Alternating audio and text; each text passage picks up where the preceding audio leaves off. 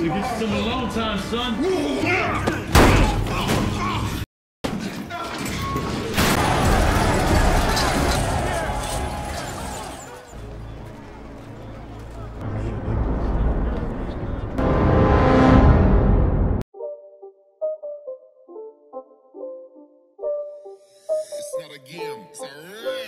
Halo guys, selamat datang kembali di channel Broview.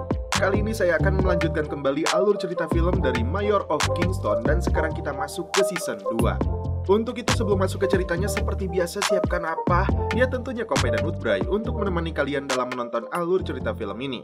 Selamat menyaksikan dan celepot!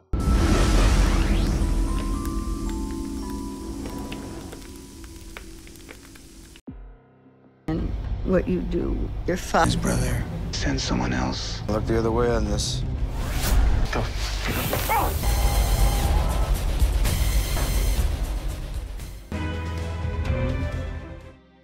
Di awal film, diperlihatkan wali kota Kingstown yang bernama Mike sedang membawa Iris menaiki sebuah perahu untuk menuju kapal pesiar.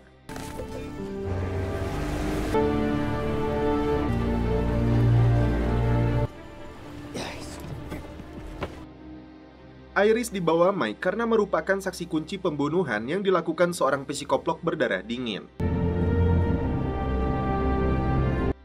Setelah tragedi kerusuhan yang memakan ratusan jiwa di dalam penjara, petugas sipir yang bernama Karim mengalami trauma yang cukup berat.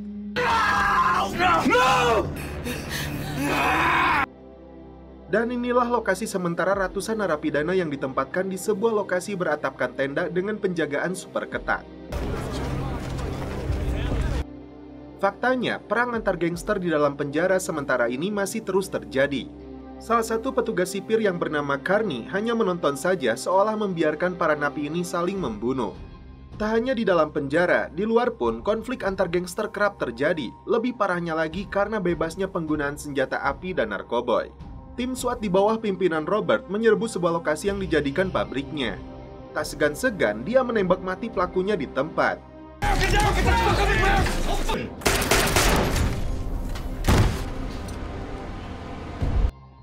Detektif Ian dan rekannya Stevie meminta Mike untuk datang ke TKP peperangan gangster.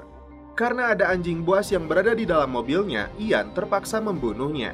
Ian memberitahu Mike penyergapan yang dilakukan Robert dan tim SWAT-nya karena ada anggota gangster Bloods yang menelepon operator 911 dan memberi petunjuk.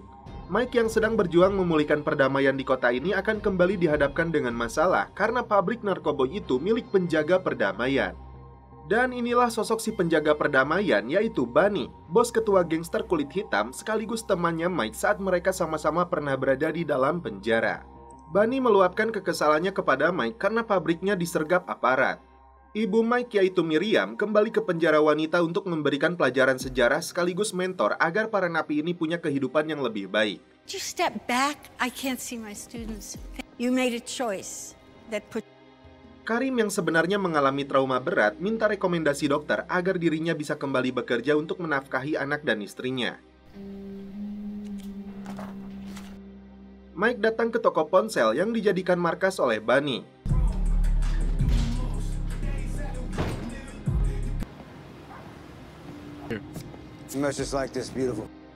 Ketua gangster ini akhirnya mengetahui dalang yang melaporkan lokasi pabriknya itu ternyata anggota Bloods. Mereka membahas pembantaian di dalam penjara yang tidak hanya menghilangkan banyak nyawa anggotanya, tapi juga sosok leader yang mengatur perdamaian di dalam. Bunny tidak bisa memilih pemimpin baru di sana karena mereka semua terlalu amatir. Yang Bunny khawatirkan, anggotanya akan menargetkan polisi. Rusaknya struktur organisasinya karena sipir bejat yang mencekik mereka sampai mati, sulit untuk mendistribusikan barangnya dari dalam dan keluar penjara. Ketika Bunny menyebut ratusan napi yang menjadi korban, Mike pun menghitung 33 sipir yang tewas dan sisanya diperkaos dengan pentungan mereka sendiri. Ternyata perselisihan Bunny dengan Bloods karena wilayahnya ini mereka perebutkan. It's a good way to get SWAT in your living room. Okay. Bertemu dengan teman-temannya di sebuah kafe, Carney menceritakan penjara sementara itu membuat ratusan napi tidak bisa diam. Mereka berkeliaran seperti zombie dan cacing kepanasan. Carney baru melihat kelompok Meksiko menunjukkan taringnya dan ingin memimpin mereka. Itu dikarenakan kelompok kulit putih kehilangan Duke di luar dan komando di dalam. Sedangkan Bloods dan Crips saling menyerang. Mike meminta rekan-rekannya memahami bahwa kelompok Crips yang dipimpin Bunny layak memegang kendali karena hanya dia yang memiliki akal sehat dan visi. Apapun kondisinya, hierarki dibutuhkan di dalam penjara agar mereka punya kendali di luar. Jika tidak ada struktur, situasi akan jauh lebih buruk karena mereka akan menembaki setiap mobil polisi yang lewat. Poin terakhir yang cukup mengejutkan adalah hilangnya Milo, psikoplok berbahaya yang belum diketahui keberadaannya apakah tewas atau kabur. It's a fucking disaster. All right, I gotta go. All right. Kembali ke penjara, No cameras. Karim dan anak buahnya mengumpulkan 3 napi yang diikat dan ditutupi kepalanya. Karim melampiaskan dendamnya kepada mereka yang telah melakukan pelecehan kepadanya saat kerusuhan terjadi.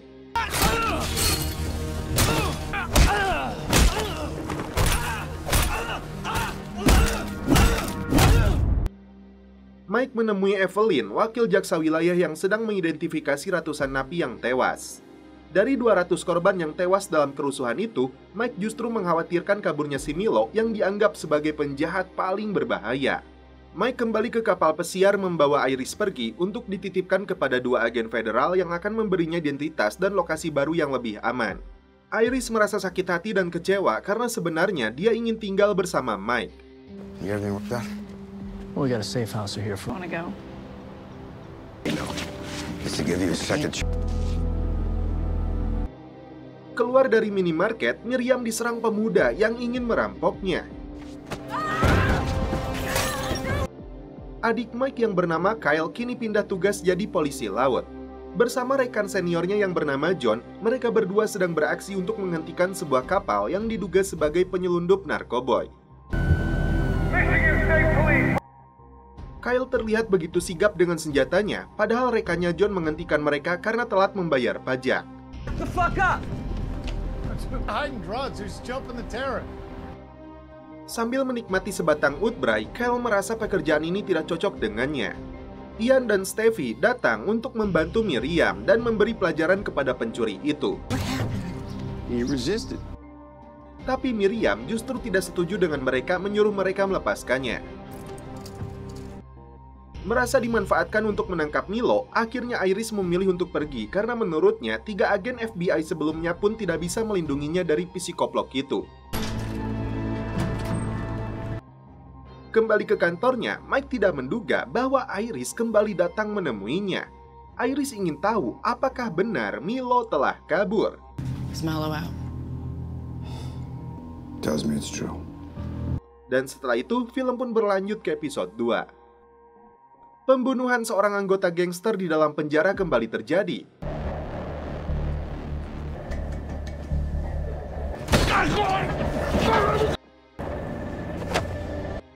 Buntutnya terjadi pembantaian di luar penjara.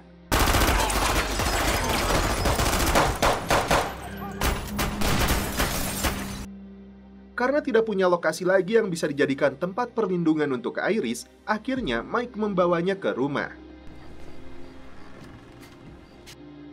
Kyle menolaknya hingga terjadi perdebatan antara kakak adik ini. I can't have her here. Mendengar keributan mereka, Miriam akhirnya menempatkan Iris di kamar yang kosong. Setelah mendapat informasi, Mike datang ke TKP dan melihat puluhan korban peperangan gangster. Di belakang rumah, mereka menemukan senjata AK-47 yang diduga berasal dari orang Meksiko. Setelah menelusuri bercak darah, Mike menemukan salah satu anggota gangster penyerang yang masih hidup. Dia tidak mengelak saat Mike menyebutnya bersekutu dengan orang Meksiko. So south, man? Mexicans, did you? Tapi dia mengaku tidak ada perintah dari siapapun. Mereka hanya berperang seenaknya saja. I'm gonna talk to Bunny. Di pagi hari, Mike kembali menemui Bunny untuk membahas peperangan ini. Demi menghormati pertemanan mereka, ketua gangster ini berjanji akan mengendalikan anak buahnya. Tapi syaratnya, Mike harus menyelesaikan konflik yang terjadi di dalam penjara agar sipir tidak berbuat semena-mena. You gonna need to referee this shit. Sejenak berpikir, wali kota Kingston ini punya ide untuk menyelesaikan masalah di dalam penjara, tapi cara ini disebutnya akan menyakitkan. 3 jam lagi, Bunny harus datang ke sebuah lokasi tanpa membawa pasukannya. Ide ini Mike beritahukan kepada Evelyn, yaitu menjebloskan 4 pimpinan gangster di kota ini ke dalam penjara sementara itu untuk menyelesaikan masalah. Status 2 bos gangster saat ini yaitu bebas bersyarat, 1 lagi tidak, dan yang terakhir dia belum tahu. Tuduhannya kepemilikan senjata api yang bisa terancam dengan hukuman 10 tahun penjara. Tapi syaratnya wakil jaksa wilayah ini harus mencabut semua tuntutannya. Tujuan Mike adalah mengumpulkan mereka di dalam penjara itu untuk memilih pemimpinnya yang baru. Okay. Selanjutnya, Mike minta persetujuan dan mengajak Karim yang menjadi kepala sipir serta wakilnya yang ternyata Carney. Langkah terobosan ini perlu dilakukan sebelum 4 kelompok gangster yang berkuasa di kota ini membuat masalah yang lebih besar. Sampai di lokasi pertemuan, Robert sudah menunggu di sana. Steffi sudah berada di atap dan anak buah Robert standby di dalam gudang. Salah satu ketua gangster yang baru tiba langsung digeledah untuk merampas senjatanya.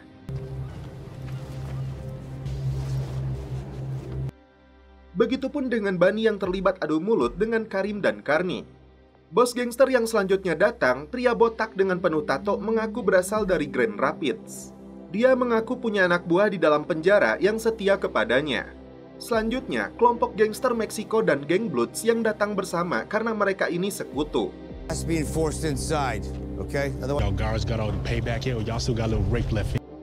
Tibalah Evelyn dan pasukan SWAT datang menangkap mereka atas kepemilikan senjata api. Mike berjanji jika mereka telah mencapai kesepakatan di dalam penjara, tuntutan terhadap mereka akan dicabut. Bunny sempat menolak, tapi Mike menegaskan cara ini yang hanya bisa dilakukan untuk menyelesaikan konflik dan peperangan. Pulang ke rumah, Mike tidak menemukan Iris yang dia yakini kembali kabur. Kembali ke Kyle yang sedang berpatroli dengan rekannya, menghentikan sebuah mobil yang menderek perahu hanya karena jalannya terlalu lambat. Tak diduga, saat John mendekat, pelaku langsung menembaknya. Alhasil, Kyle memberikan tembakan balasan membunuh 2 orang pelaku di dalam mobil. Namun ternyata di dalam mobil pelaku ada seorang bayi. Di malam harinya, Iris masuk ke dalam gereja lalu masuk ke ruang rahasia yang ternyata lokasi persembunyiannya Milo.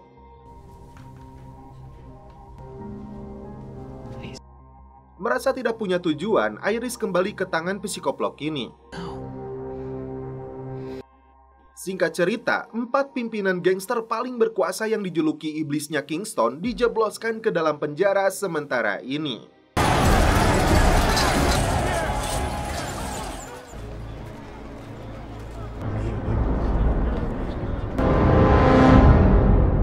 Dan setelah itu, film pun berlanjut ke episode 3. Iris beralasan selama ini dia bekerja di Hotel Lansing, mengira Milo sudah mati dalam kerusuhan, tidak peduli dengan Mike. Pasukan khusus di bawah pimpinan Ian dan Steffi menyergap sebuah rumah. Ternyata milik neneknya Bunny. Stevie, can we get her chair? Agen FBI kembali datang menemui Mike karena hilangnya Iris. Agen ini kembali mengingatkan Mike statusnya sebagai informan FBI. Mike paham itu, tapi apabila FBI tetap memaksa Iris untuk bersaksi, maka Milo akan membunuhnya. Dan jika itu terjadi, mereka akan kehilangan satu-satunya saksi penting dalam kasus ini. Tidak pernah sedikit pun menarik napas, Mike kecewa kepada 2 detektif ini karena menggerebek rumahnya keluarga Bunny. Padahal tindakan ini bisa mengacaukan proses perdamaian yang sedang diperjuangkan oleh Mike. Steffi beralasan mendapatkan informasi dari informan adanya aktivitas narkoboy. Ketiganya pun sampai beradu mulut. Bunny merasakan tidak nyaman berada di dalam penjara tenda ini. Asistennya ini bernama Rap, tangan keduanya di dalam penjara ini. Bunny dipanggil untuk menemui Mike. Bunny? Ketua gangster ini minta Mike segera mengeluarkannya lagi. Mike menjawab sedang mengusahakannya menunggu informasi dari asisten jaksa. Bunny beralasan sepupunya akan memimpin anggotanya di penjara ini setelah dia keluar. Mike berharap Bunny segera menyelesaikan masalahnya dengan kelompok lain agar dia bisa segera mengeluarkannya. Sebelum pergi, Mike mengingatkan Carney tentang esok hari jam 5 sore. Karena kejadian penembakan itu, Kyle pun diskors. merasa punya waktu luang, dia kunjungi rekan-rekan detektifnya. Yeah, me too. Well, what do you want? Kyle berharap segera dikembalikan ke unit ini. Selanjutnya, Kyle minta bantuan Mike untuk memberinya pekerjaan selama dia diskors dalam beberapa bulan ini. Mike menawarkan adiknya ini untuk mencari Iris yang bisa jadi sudah meninggalkan Kingston atau skenario terburuknya kembali kepada Milo. Untuk mencari tahu, Mike mendatangi bar dan rumah bordelnya si Yosef yang sudah 9 tahun menjadi pesuruhnya Milo. Namun dia mengaku sama sekali tidak tahu jika Milo kabur. Tiba-tiba, Mike mendengar suara bayi yang diduga dilahirkan seorang PSK kemudian dibunuhnya. Tak bisa melihat kebatilan, Mike langsung menghajar si Yosef dan anak buahnya. Wanita itu pun diperbolehkan pergi membawa bayinya. Mike mendesak Evelyn untuk memberikan tanggal pasti kebebasan para ketua gangster itu, khususnya untuk Bunny. Terungkap di sini bahwa Yosef masih setia kepada Milo. Terbukti Iris sedang berada di rumah bordelnya untuk dipersiapkan kembali menjadi PSK. Sin berpindah ke penjara swasta milik Warwick Group yang mengklaim satu-satunya penjara tanpa kekerasan selama kerusuhan. Rencananya, penjara Kingston akan diperbaiki dan dimodifikasi dalam waktu 3 tahun. Dan selanjutnya setiap penjara di kota ini akan dikontrak Warwick Group. Mike yang mendengar paparannya merasa kurang setuju, menilai petugasnya saja seperti sedang safari. Pengelola rumah bordil yang bernama Tati menemui Iris yang terlihat sangat frustasi. Can I go to him? Karena itu, Tati menemui Mike untuk memberitahunya lokasi keberadaan Iris. In the alley. At the club. Datang ke klub malam, Mike berusaha mencari keberadaan Iris, tapi anak buah Yosef langsung memukulnya dari belakang.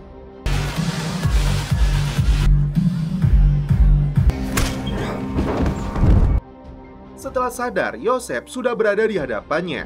Tak mau buang waktu, mantan narapidana ini langsung merebut senjatanya, berjanji akan membuat perhitungan kepada mereka.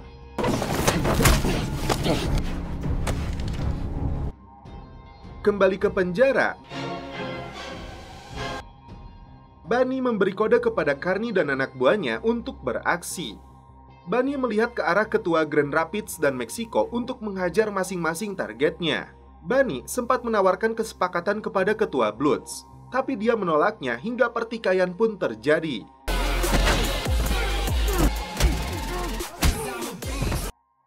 Tak main-main, ketua gangster Crips ini langsung mencolok matanya.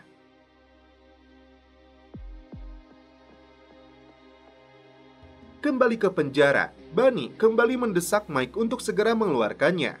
Dia sudah tahu polisi menggerebek rumah keluarganya, mengancam akan memberikan balasan. Get me the fuck out of here. Mike meminta Bunny untuk bersabar. Fucking end it today. Fuck out of here. Sebelum pergi, Mike meminta Carney untuk melindungi Bunny. He gets hurt, you're gonna get hurt. Dan setelah itu, film pun berlanjut ke episode 4. Di sebuah lokasi proyek pembangunan, sopir beko yang sedang menggali saluran menemukan kotak besi yang masih digembok.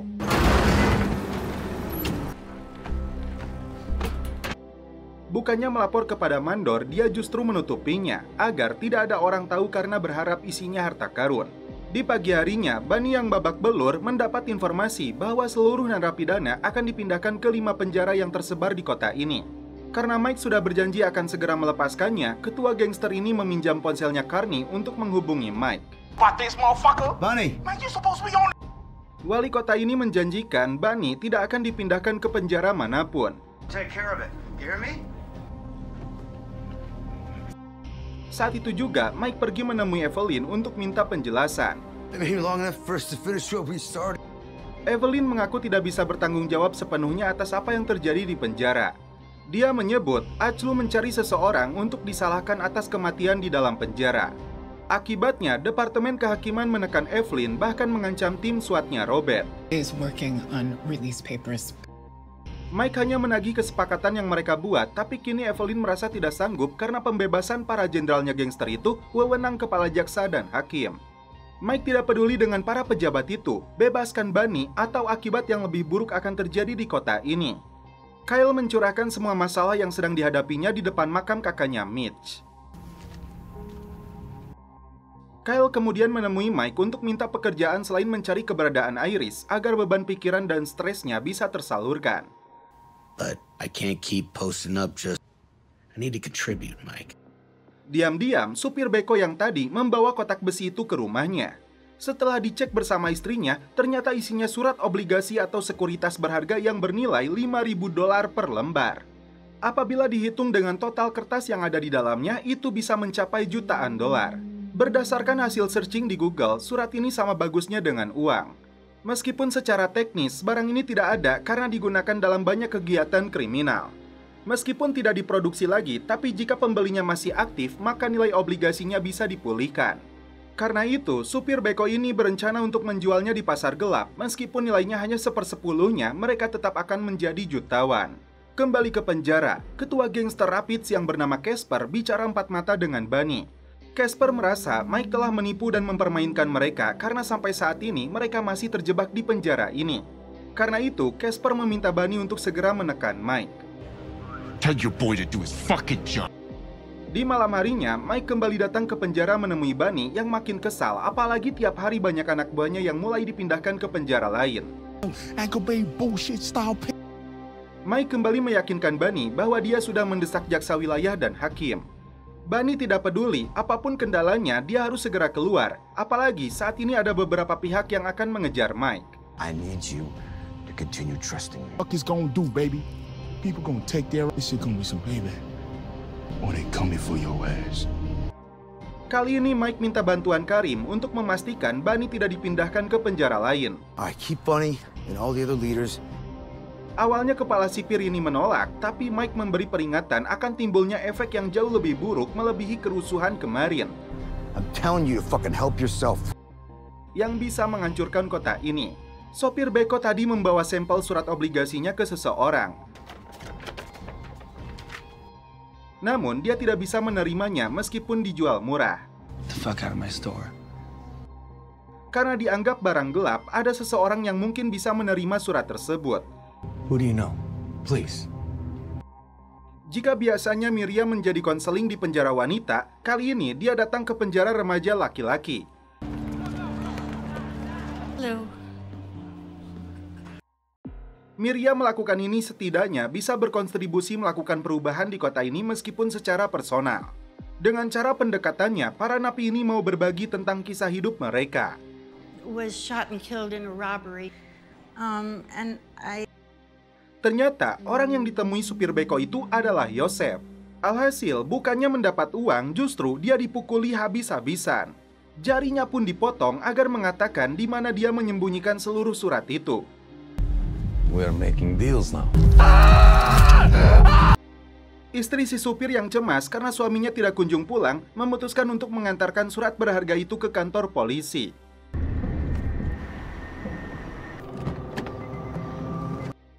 Bunny kembali menghubungi Mike untuk segera datang karena ada sesuatu yang terjadi di penjara ini. Saat dalam perjalanan, Steffi menyuruh Mike untuk segera datang ke kantor polisi karena ini penting. Dia tidak mau kepala polisi mengetahui tentang surat obligasi ini. Tiba di kantor polisi, Mike menyuruh Steffi menyembunyikan surat yang bernilai jutaan dolar tersebut dan menyuruh wanita itu pulang menunggu suaminya. Jika suaminya tidak kembali, maka dia harus menghilang. Ternyata Mike sudah mengetahui bahwa surat obligasi ini milik Milo. Sampai di penjara, Mike tidak menduga semuanya sudah kosong, tidak ada satupun napi di sana. Kemanakah Bunny dan ratusan napi ini dipindahkan? Ternyata supir beko itu ditemukan sudah tidak bernyawa di kolam renang. Dan setelah itu film pun berlanjut ke episode 5. Puluhan keluarga napi datang ke kantor wali kota untuk menanyakan kemana mereka dipindahkan. Termasuk seorang wanita bernama Rhonda yang mengaku sepupu Bunny datang untuk menemui Mike. Mike berjanji akan segera memberitahu lokasi penjara Bunny dan tidak perlu memberikan ancaman apapun karena Mike sudah paham pentingnya sosok Bunny dalam kelompok orang kulit hitam. Ternyata Bunny berada di dalam salah satu sel di sebuah penjara yang belum diketahui lokasinya. Suasana penjara menjadi heboh karena ditemukan napi yang tewas. Saat dihubungi Mike, Carney tidak tahu di mana Bunny berada karena luasnya penjara ini. Ditambah lagi, mereka akan mengisolasi seluruh penjara. Mike ingin tahu di mana para jenderal gangster itu mendarat. Dari atas menara itu, Carney hanya melihat ketua Bloods yang kini bermata satu dan si Casper. Istri si sopir yang sedang berkemas gagal kabur setelah Yosef dan anak buahnya datang menangkapnya. Mike membahas obligasi itu dengan teman-teman detektifnya. Dia yakin Milo sengaja kabur dari penjara karena obligasi ini sangat penting untuknya. Dengan nilai $14 juta, Mike yakin Milo masih berada di kota ini. Kyle sempat tidak setuju jika Mike harus berurusan dengan Milo. Biarkan dia pergi membawa uangnya dan kita fokus membebaskan Bunny. Tapi Mike tidak bisa membiarkan itu karena Milo telah merusak sesuatu. Fakta ini yang masih menjadi teka-teki, apa saja kejahatan psikoplok itu sebenarnya hingga menjadi sesuatu yang penting bagi Mike melebihi kerusuhan penjara. Akhirnya Bunny diizinkan masuk ke lapang penjara.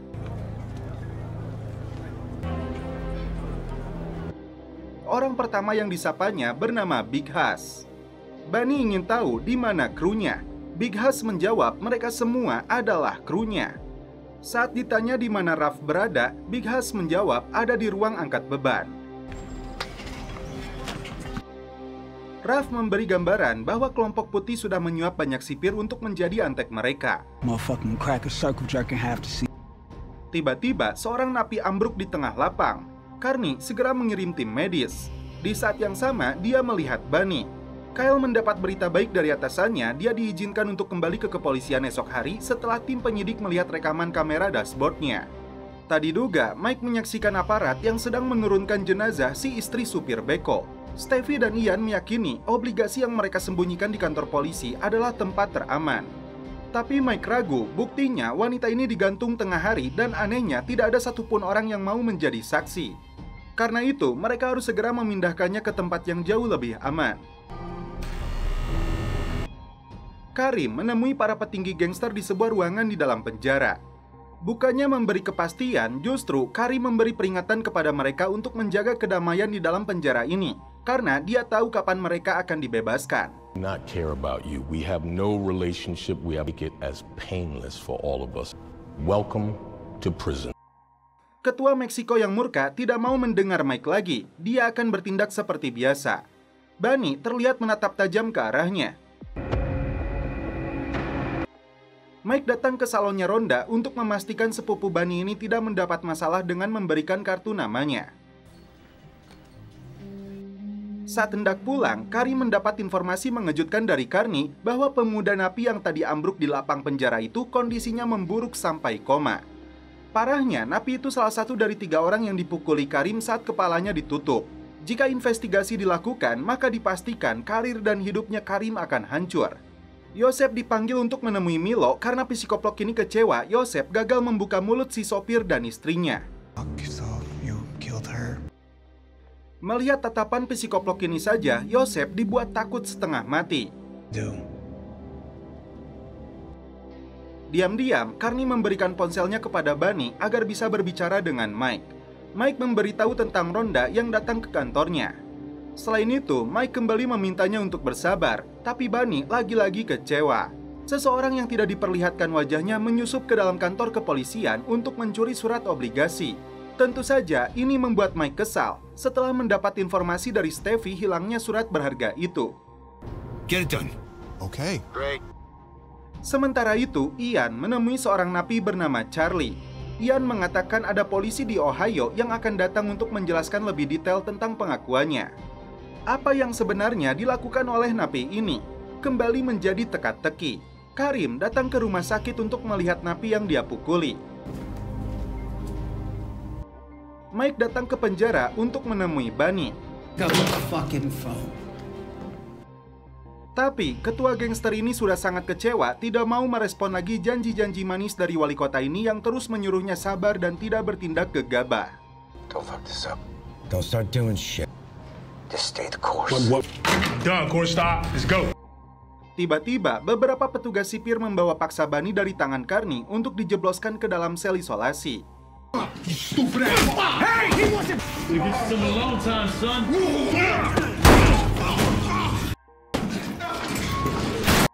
Carney segera memberitahu Mike, tapi Karim yang dihubungi Mike tidak menjawab teleponnya. Big Hass dan salah satu anak buahnya membakar hidup-hidup ketua gangster Meksiko. Apakah perbuatan mereka atas perintah dari Bunny ataukah sebaliknya? Dan setelah itu film pun berlanjut ke episode 6. Kali ini, Mike menemui CEO dari Warwick Group yang mengelola penjara swasta untuk membuat kesepakatan mengeluarkan beberapa napi dengan bantuannya. And what do I get? No, fuck no, I want him out. Wanita ini menyetujui permintaan Jack agar dirinya mendesak kepala jaksa wilayah untuk menandatangani dokumen pembebasannya. Big Hass, Raph, dan si mata satu sedang santuy di ruang makan dengan tangan diborgol ke meja. Dijebloskannya Bunny ke sel isolasi karena ulah AB, ketua gangster kulit putih yang botak tatoan. Tiba-tiba seorang napi berkepala pelontos bisa membebaskan borgolnya untuk menyerang mereka.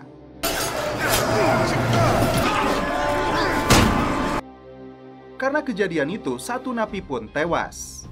Karim menghubungi Mike untuk membahas tewasnya ketua Meksiko yang dipanggang hidup-hidup. Mike memastikan itu bukan ulah Bunny, tapi ulah AB. Mike minta Karim memindahkan Bunny ke sel umum. Karim mengaku hanya sementara waktu di penjara ini untuk mengurus dokumen beberapa hari. Thank you. Berkumpul di kafe biasa, Robert memberitahu 3 temannya ini bahwa dia mendapat surat kejutan dari jaksa wilayah mengancam profesinya sekarang terkait dengan aksinya saat kerusuhan di dalam penjara. Mike menduga ada orang dalam atau pengkhianat yang mengadu. Kemungkinan lainnya, si jaksa wilayah ini berkomplot dengan seseorang untuk menghancurkan mereka satu persatu. Mike menugaskan Rebecca untuk mencari tahu alamat sipir bernama Davidson yang bertugas di penjara Anchor Bay. Terungkap, orang yang mencuri obligasi dari kantor polisi tanpa ada yang tahu. Kini, obligasi itu diserahkan kepada Mike. Mike singgah ke rumah si Davidson dengan bahasa sopan agar dia tidak mengganggu Bunny. I can't do that, Mike. Bukannya takut, sipir ini malah mendorong Mike. Saat itulah Kyle masuk untuk memberi pelajaran kepada si botak ini.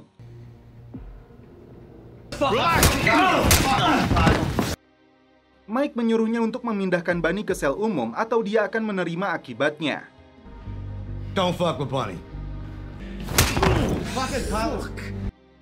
Di pagi hari, Carney membawa Bunny ke ruangan anjingnya penjara.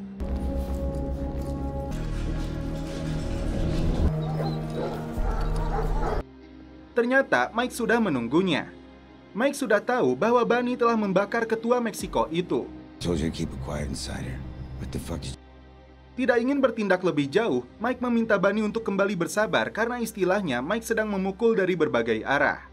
Namun sepertinya kemarahan Bunny tidak bisa dibendung. You hear me?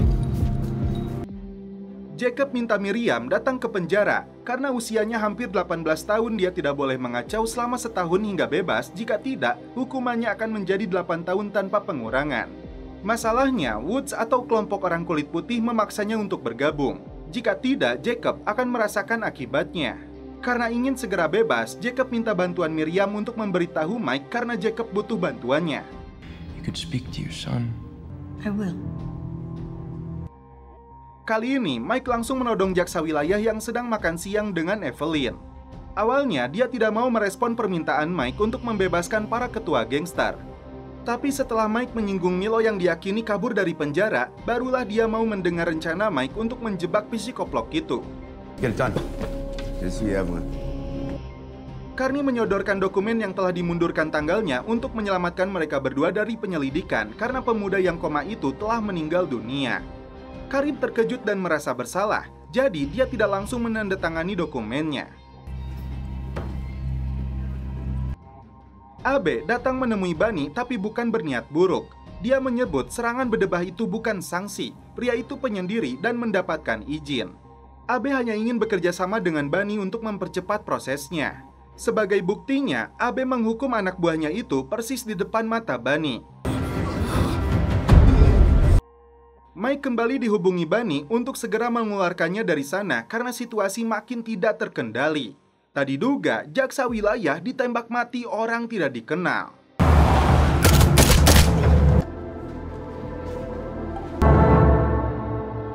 Dan setelah itu, film pun berlanjut ke episode 7.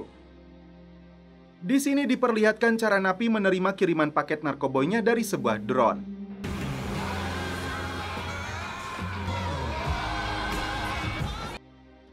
Davidson dan sipir lainnya yang sudah disuap membiarkan tindakan mereka. Paket itu kemudian dikirim ke dapur untuk direcah menjadi paket kecil yang siap diedarkan. Mike kembali menemui Bunny. Di sini, Bunny merasa sudah membereskan rintangan yang menghalangi jalan Mike untuk membebaskan dirinya. Tapi, Mike merasa justru rencananya akan makin sulit. Sementara mereka ngobrol, drone itu terus berputar dengan santuinya. Mike punya rencana, karena itu dia bertanya kepada Carney apakah dia dekat dengan sipir yang beraliansi dengan AB. Clears up, I need a favor. Dalam perjalanan pulang, Mike langsung beraksi saat melihat kelompok gangster kulit putih dan kulit hitam yang berebut wilayah. Hey, this fucking skidder, we slinging our own blocks. Slinging a fucking sea of blue. Atasan Kyle memberitahu gilirannya yang akan dipanggil Provost setelah sebelumnya Robert. Mereka rupanya dijadikan kambing hitam dari kaum berduit dan berkuasa atas kerusuhan yang terjadi di dalam penjara.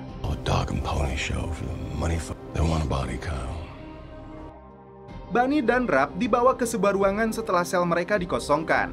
Ternyata dua pimpinan gangster Crips ini mendapat fasilitas yang lebih baik.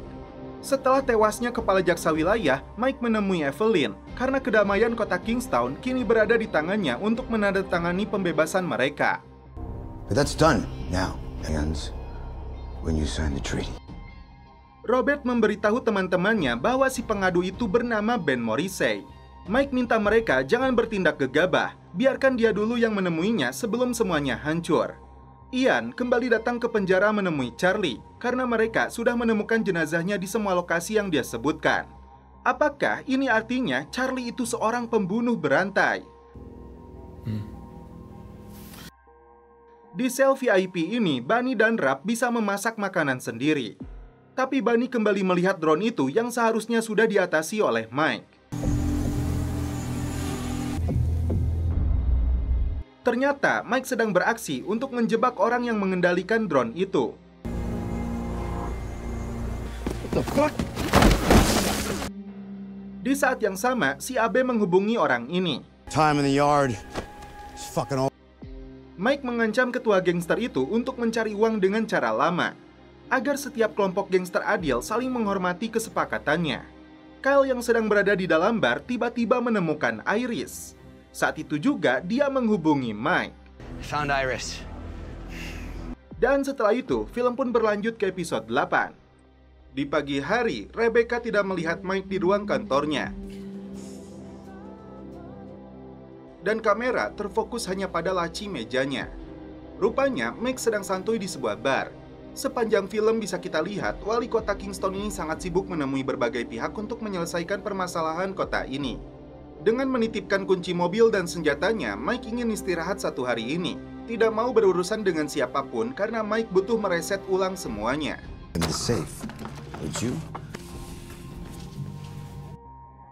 Kembali ke penjara, Bunny membawakan hadiah sebuah organ untuk Rap karena hari ini dia kembali bebas atas jasanya Mike.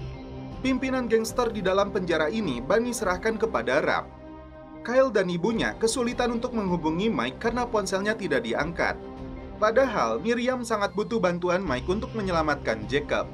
Begitupun dengan Kyle yang ingin memberitahu Mike bahwa dia menemukan Iris. Sesuai instruksi Ian, napi psikoplok ini memakan batu agar giginya berdarah. Dan akhirnya, raja gangster ini bisa menghirup udara kebebasan.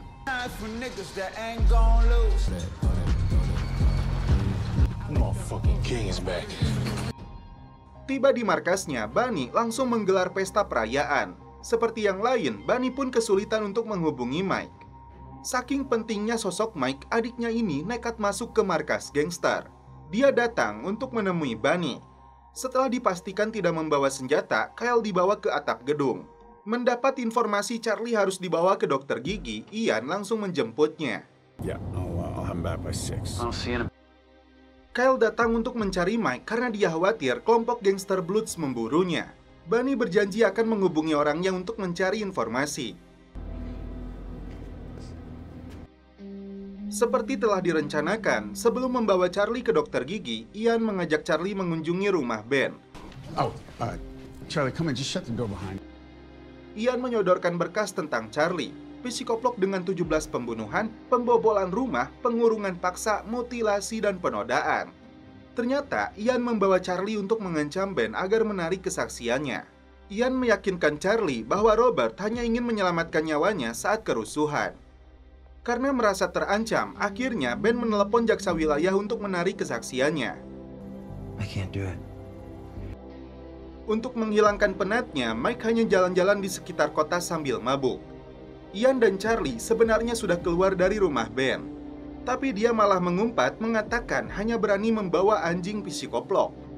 Alhasil, Charlie yang terpancing langsung menghabisinya hanya dalam sekali gerakan saja. Sebelum ada orang yang tahu, Ian mengatur TKP agar terlihat seperti sebuah perampokan dan pembunuhan. Sementara itu, Yosef datang bersama Tati dan Iris untuk menyetorkan uang kepada Milo hasil dari pekerjaan Iris sebagai PSK. Datang ke penjara remaja, Miriam mendapatkan informasi bahwa Jacob telah dipindahkan ke penjara dewasa 1 hari lebih cepat. Mengunjungi bar lainnya, Mike bertemu dengan seorang janda karena suaminya salah satu korban kerusuhan di penjara. Karena kejadian yang tidak terduga itu, Ian sebenarnya ingin menghabisi Charlie. Tapi dia batalkan niatnya karena kasihan kepada psikoplok ini. Di malam hari, Kyle mendapat informasi dari Bunny bahwa situasi sedang tenang, tidak ada satupun kelompok gangster yang terindikasi menangkap Mike. Steffi sempat menyarankan Kyle untuk mencarinya di rumah sakit. Tak lama kemudian, Ian pun datang. Mereka mengatakan status Robert dipastikan aman. Di sini, Ian menyembunyikan kejadian tadi siang kepada mereka. Rupanya, malam itu Mike tidur bareng di rumah si Jando. Keluar dari rumahnya, Mike dibuntuti sebuah mobil. Sementara itu, Ian dan Kyle menunggu di kantornya Mike. Ternyata ponselnya Mike disimpan di dalam lacinya. Mike segera masuk ke dalam bar untuk mengambil lagi pistolnya. Kembali keluar, mobil itu langsung mengejarnya berniat untuk menabrak Mike.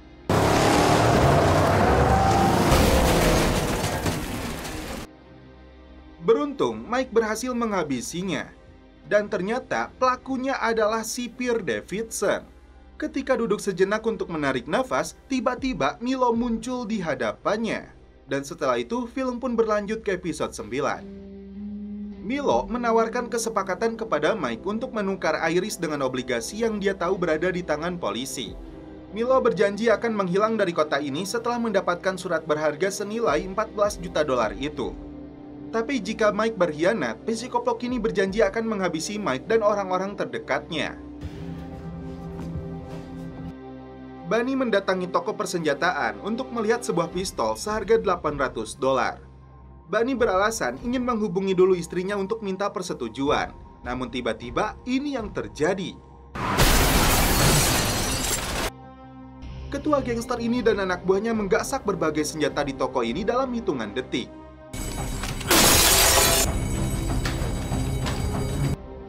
Demi menghilangkan barang bukti, mereka rusak kamera CCTV dan merampas harddisknya. Mike kembali ke kantornya, itu membuat Kyle merasa lega kakaknya ini baik-baik saja. Mike memberitahu dirinya sudah bertemu Milo dan membuat kesepakatan untuk menyerahkan obligasi itu ditukar dengan Iris. Padahal Kyle sendiri sudah melihat Iris di dalam klub saat mencari Milo, tapi Mike malah marah karena tindakan itu berbahaya. Meski untuk menebus Iris harganya sangat mahal, sebenarnya Mike hanya ingin Iris pergi dari kota laknat ini jauh dari Milo. Kembali dibuat sibuk, Mike langsung menghubungi ibunya saat dalam perjalanan menemui Bunny. Miriam minta bantuan Mike untuk memindahkan Jacob dari penjara Anchor Bay. Tak pakai lama, Mike langsung menghubungi Karim untuk menempatkan Jacob di sel yang aman sampai Mike menemukan lokasi penjara yang aman untuknya. Belum kering lidahnya, Mike disuruh Ian untuk datang ke toko senjata. Tiba di lokasi, Mike diberitahu pelakunya adalah Bunny sesuai dengan kesaksian dari pemilik toko. Ian mengancam akan memburu ketua gangster itu karena dia yakin perang besar akan segera terjadi. Di sisi lain, Ian memberitahu Mike masalah Robert sudah beres setelah Ben mencabut laporannya yang diperkuat dengan keputusan jaksa. Karena itu, Mike menemui Evelyn yang kini menjadi kepala jaksa wilayah untuk berterima kasih. Ternyata Evelyn malah kesal bebasnya Bunny karena ownernya Warwick tidak ada hubungannya dengan dia. Apalagi Evelyn tahu jika satu-satunya saksi yang mau melaporkan Robert telah tewas. Tiba di markas sohibnya ini, Mike melihat sebuah drone. Rupanya, Bunny tidak mau kalah dengan kelompoknya Abe yang menyelundupkan narkoboy ke dalam penjara menggunakan lebah canggih ini. Bunny berterima kasih karena Mike sudah memegang janjinya untuk membebaskan Bunny. Tapi Bunny punya rencana besar dengan puluhan senjata yang dicurinya itu untuk menyerang anggota SWAT demi membalaskan dendam kelompoknya yang tewas saat kerusuhan terjadi. Mike meminta Bunny untuk melupakan peristiwa kelam itu. Bunny tetap keras kepala, dia tidak takut meskipun perang ini akan meluluh lantahkan wilayahnya menjadi lahan parkir. Baru saja tiba di penjara dewasa, Jacob sudah mendapatkan intimidasi.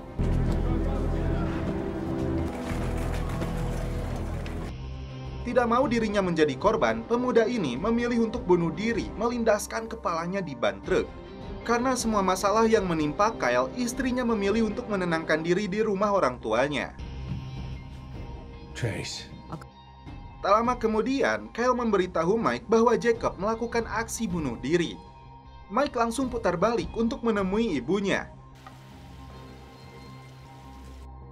Mendengar kabar ini, Miriam merasa bersalah sekaligus kecewa karena Mike terlambat menyelamatkan Jacob.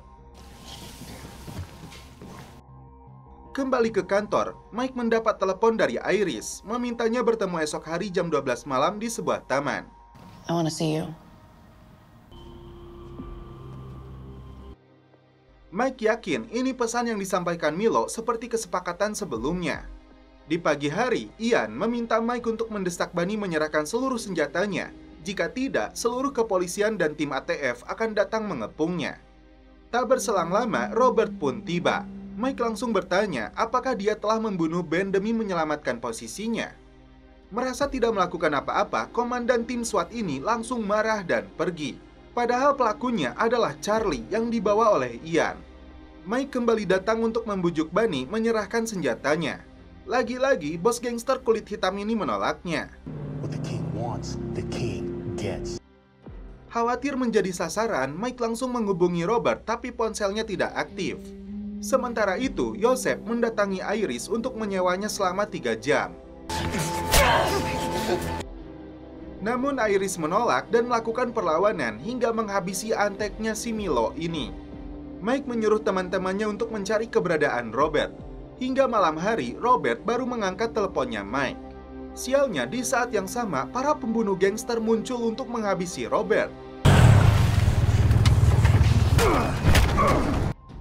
Tiba di lokasi, Mike menemukan Robert sudah terluka parah.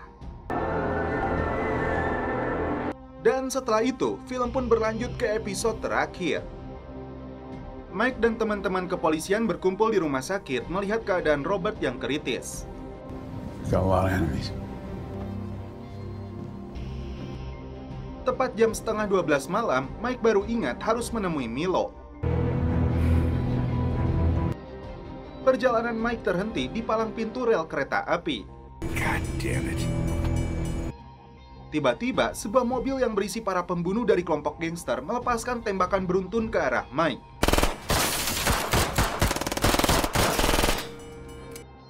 Mantan napi ini melakukan perlawanan, menghabisi mereka satu persatu.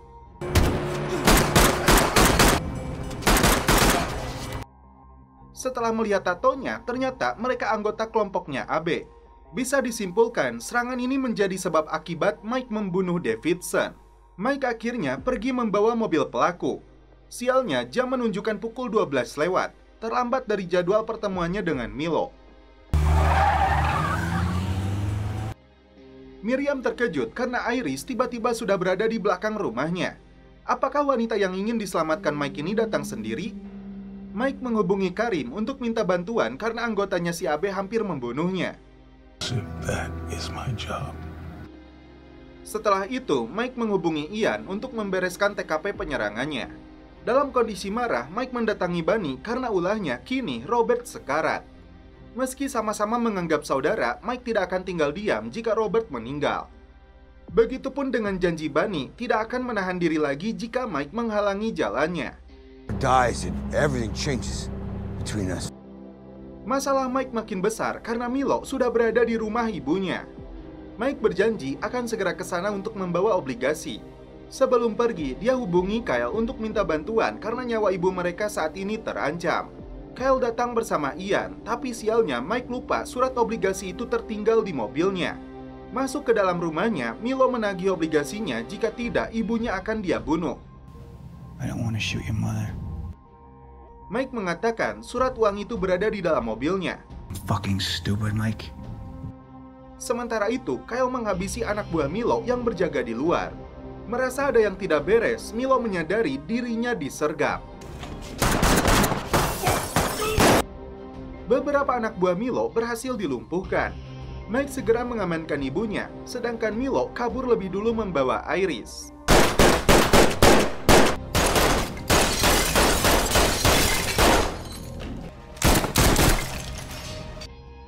Setelah berhasil menghabisi mereka semua, ternyata Miriam terkena tembakan dari pistolnya Kyle yang menembus dinding. Meskipun kondisinya kritis, nyawa Miriam terselamatkan. Mike mencoba menenangkan Kyle yang merasa sangat bersalah kepada ibu mereka. Dibantu Ian, Mike akan menyelesaikan masalah ini untuk selamanya. Mereka berdua datang ke klub untuk mendesak Tati agar menghubungi Milo. Milo siap memberikan kesempatan terakhir kepada Mike untuk membawa obligasinya ke pelabuhan. Jika Mike kembali membawa temannya, maka Iris yang akan lebih dulu mati. Di tengah perjalanan, Mike menghubungi Carney di dalam penjara untuk melakukan aksinya malam ini. Setelah percobaan pembunuhan terhadap dirinya karena ulah AB, Mike akan menata ulang mejanya. Mike singgah di TKP untuk mengambil obligasinya di dalam bagasi. Sambil menjaga ibunya, Kyle melihat kembali keadaan Robert. Kembali ke penjara, Carney sudah bersiap di ruang kontrol pintu sel. Sedangkan Rap dan Big Hass serta si Mata Satu sedang mempersiapkan rencana mereka dengan memasang majalah di sekeliling tubuhnya. Sementara itu, Milo dan Iris sedang menunggu Mike di kapal. Milo merasa heran apa yang dilihat Mike dalam diri Iris hingga rela mengorbankan hidupnya, padahal Mike belum pernah menyentuhnya. Mike meminta Ian bersembunyi di atas bukit dengan snipernya untuk menghabisi Milo dan antek-anteknya jika terjadi hal buruk kepadanya. Just go down the hill. Here. Carney sengaja membuka pintu selnya si AB.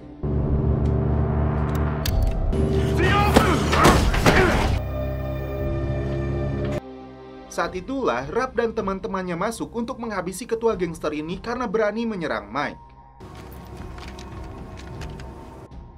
Tiba di pelabuhan, dua anak buah Milo langsung menggeledah Mike. Sedangkan Ian sudah bersiap dengan snipernya. Mike masuk ke dalam kapal menyerahkan obligasinya kepada Milo. There you Bonds. Setelah itu, dia keluar membawa Milo. Ego, Mike. Psikoplok ini langsung kabur membawa kapal dan uangnya. Tiba-tiba, kapal itu meledak karena Mike memasang peledak di dalamnya menghabisi Milo.